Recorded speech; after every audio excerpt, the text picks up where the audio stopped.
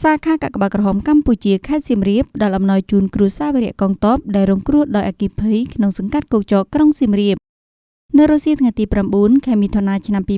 2026អាយុដំប្រាក់សុផាន់ប្រធានគណៈកម្មាធិការសាខាកាកបាទក្រហមកម្ពុជាខេត្តសៀមរាបបានចាត់អាយុដំគុជលីណាអនុប្រធានអចិន្ត្រៃយ៍គណៈកម្មាធិការសាខាដឹកនាំសហការីអញ្ជើញចុះសួរសុខទុក្ខនិងនាំយកអំណោយមនុស្សធម៌ផ្ដល់ជូនគ្រួសារវីរៈកងទ័ពឈ្មោះឆៃហ៊ួនអាយុ61ឆ្នាំមានសមាជិកគ្រួសារ7នាក់ដែលរងគ្រោះដោយអគ្គិភ័យឆេះលំនៅឋាននៅភូមិគោកតាច័ន្ទសង្កាត់គោកចកក្រុងសៀមរាបខេត្តសៀមរាបកាលពីថ្ងៃទី7 ខែមិថុនាឆ្នាំ2026មានប្រសាសន៍ក្នុងឱកាសនោះអាយុដំគុជលីណាបាននាំនៅប្រសាសន៍ផ្ដាំផ្ញើសួរសុខទុក្ខដល់ខ្ពង់ខ្ពស់ពីសំណាក់សម្ដេចគតិប្រិទ្ធបណ្ឌិតប៊ុនរ៉ានីហ៊ុនសែនប្រធានកាកបាទក្រហមកម្ពុជាក៏ដូចជាអាយុដំប្រាក់សុផាន់ប្រធានគណៈកម្មាធិការសាខាកាកបាទក្រហមកម្ពុជាខេត្តសៀមរាបដែលតែងតែគិតគូរចំពោះសុខទុក្ខបងប្អូនប្រជាពលរដ្ឋគ្រប់រូបដោយមិនប្រកាន់វណ្ណៈពូជសាសន៍ពណ៌សម្បុរជំនឿសាសនាឬនិន្នាការនយោបាយណាមួយឡើយស្របតាមទិសស្លោកកាកបាទក្រហមកម្ពុជាមានគ្រប់ទីកន្លែងសម្រាប់គ្រប់គ្នាមិនទុកនរណាម្នាក់ចោលឡើយ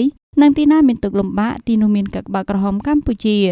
អាយុដំគុជលីណាក៏បានសម្ដែងនឹងការកោតសរសើរចំពោះការខូចខាតផ្ទះសម្បែងទ្រព្យសម្បត្តិដោយសារអគ្គិភ័យឆាបឆេះនេះដោយគ្មាននរណាម្នាក់ចង់ជួបប្រទះឡើយចំពោះអំណោយដែលបានផ្ដល់ជូននាពេលនេះមិនសមល្មមនឹងការខូចខាតក៏ពិតមែនតែក៏អាចជួយសម្រាលទុក្ខលំបាកបានមួយកម្រិតហើយក៏ជាការបង្ហាញនៃការយកចិត្តទុកដាក់ចំពោះប្រជាពលរដ្ឋគ្រប់រូបជាពិសេសគ្រួសារវីរៈកងទ័ពពីសំណាក់ថ្នាក់ដឹកនាំពិសេសគឺកាកបាទក្រហមកម្ពុជាដែលមានសម្ដេចគតិប្រិទ្ធបណ្ឌិតប៊ុនរ៉ានីហ៊ុនសែនជាប្រធាន